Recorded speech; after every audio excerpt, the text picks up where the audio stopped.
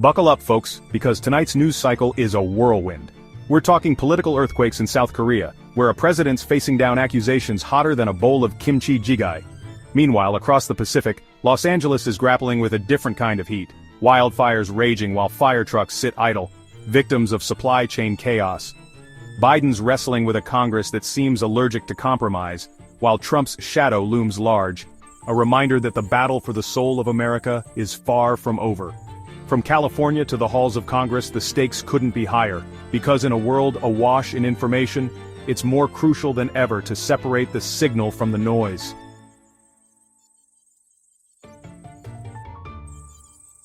After Dark News isn't just about headlines, it's about holding power accountable. Whether it's a president accused of corruption, a city failing its citizens, or corporations putting profits before people, we're shining a light on the dark corners where too many decisions are made. We can push for transparency, for accountability, for solutions that prioritize the well-being of all, not just the privileged few. This is After Dark News, where the stories are real, the stakes are high, and the conversation is just getting started.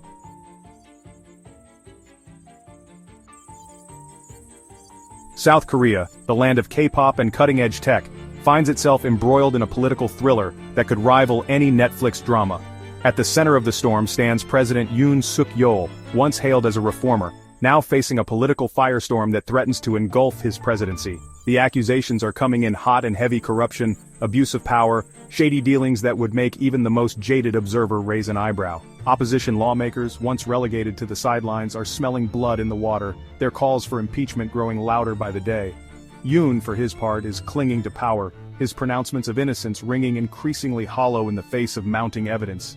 Protests, once a rarity, are becoming a regular occurrence, as citizens take to the streets to voice their anger and demand accountability.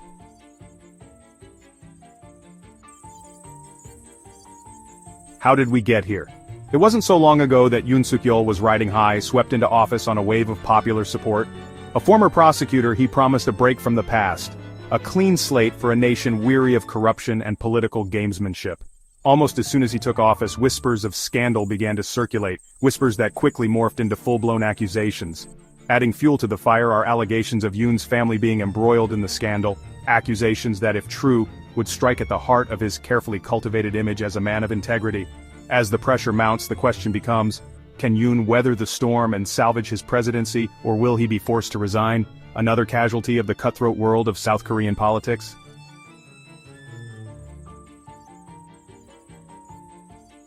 Beyond the headlines, what's at stake for South Korea? While the political drama plays out in the halls of power, the real stakes are far higher than just one man's political future. This scandal, with its toxic brew of corruption and instability, threatens to undermine South Korea's hard-won democratic institutions. At a time when the world is looking to South Korea as a beacon of democracy and economic progress, this scandal risks casting a long shadow, calling into question the country's ability to govern itself effectively. With tensions rising in the region and the global economy teetering on the brink, South Korea can ill afford to be consumed by internal divisions.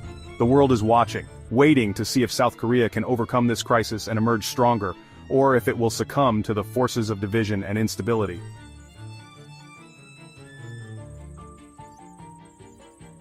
LA, in the hot seat, when fire trucks become sitting ducks. From the political inferno of Seoul, we turn our attention to another kind of heat, the kind that melts steel and turns homes to ash. In Los Angeles, a city synonymous with sunshine and Hollywood glamour, a different reality is playing out, one where the threat of wildfire hangs heavy in the air. But here's the kicker: as wildfires rage across the California landscape, a staggering number of L.A.S. fire trucks, those hulking red knights meant to ride to the rescue, are sitting idle, trapped in a bureaucratic nightmare. We're not talking about a handful of trucks out for routine maintenance. The numbers are staggering, almost unbelievable.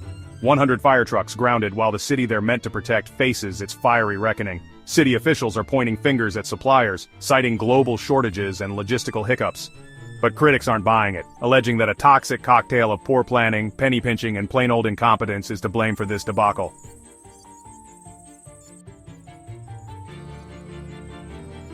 A city on edge, the human cost of bureaucratic breakdown.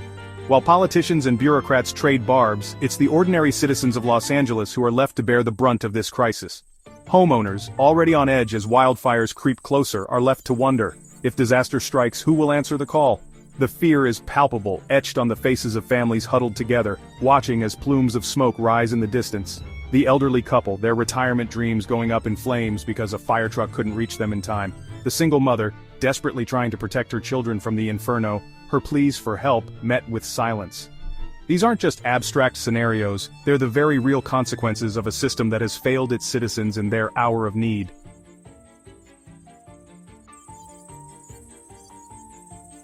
Beyond the flames, a crisis of preparedness and accountability is unfolding.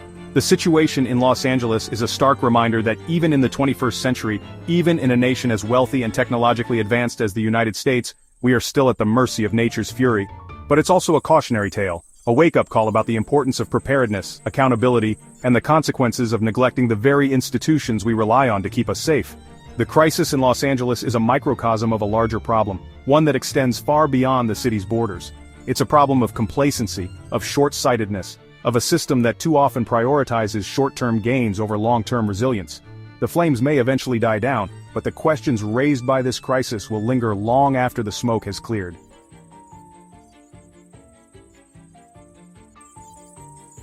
California burning, a familiar tragedy, a deeper reckoning. The acrid smell of smoke hangs heavy in the air, a grim reminder that in California, wildfire season is no longer a season, it's a way of life. From the sprawling suburbs of Los Angeles to the ancient redwoods of the north, the Golden State is once again engulfed in flames, a fiery spectacle that's as awe-inspiring as it is terrifying. This year, though, the fires feel different, imbued with a sense of urgency, a growing realization that we're not just witnessing a natural disaster, we're witnessing the consequences of our own actions, our own inaction. Climate change is a factor, or arson? Many questions to ask. To lay the blame solely at the feet of Mother Nature is to ignore the uncomfortable truths that lie closer to home. The truth is, we've built our cities in harm's way, encroaching on wildland areas, creating a sprawling, flammable urban wildland interface that practically begs for a spark.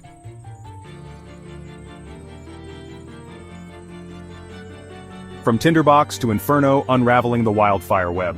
But the story of California's wildfires is more complex than just climate change and urban sprawl. It's a story of neglect, of greed, of a system that prioritizes profits over people, that values short-term gains over long-term sustainability. We're talking, of course, about the role of power companies, those behemoths of industry whose thirst for profit often comes at a steep price, a price paid in charred landscapes and shattered lives. For years, these companies have been warned about the dangers of their aging infrastructure, the power lines crisscrossing California's wildlands like a tinderbox waiting to ignite. The result?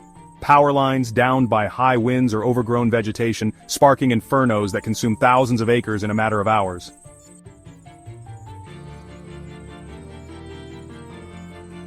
The price of inaction, when profits fuel the flames. The human cost of these fires is immeasurable, measured in the grief of families who've lost loved ones, in the trauma of those who've seen their homes reduced to ash, in the collective anxiety of a state living under a perpetual pall of smoke. But there's another cost too, one that's less visible but no less significant. The erosion of trust, the growing sense that those in power, the politicians, the regulators, the corporations are failing us, that they're more interested in protecting their own interests than in protecting the public good. The fires may eventually die down, the smoke may clear, but the scars of this crisis, both physical and psychological, will remain.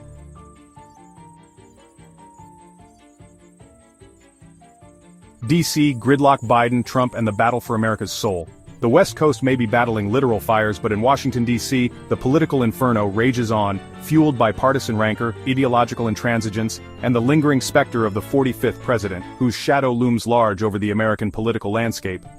President Biden, who campaigned on a promise of unity and a return to normalcy, finds himself grappling with a Congress more divided than ever, a legislative body seemingly incapable of addressing the nation's pressing problems without descending into partisan squabbling.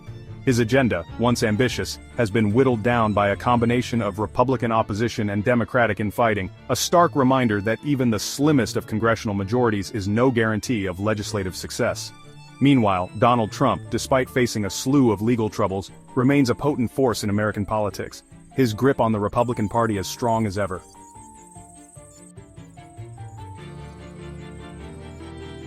The clock's still ticking, no easy answers, only hard truths.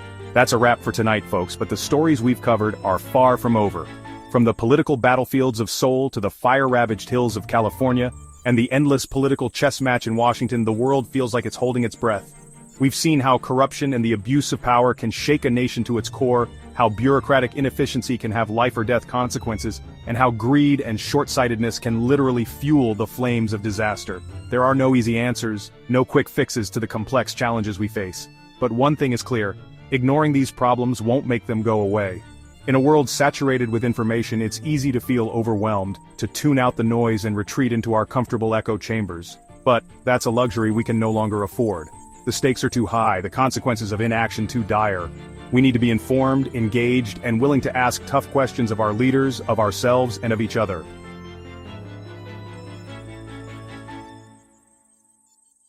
Stay engaged, stay vigilant. The After Dark News promise. That's what After Dark News is all about.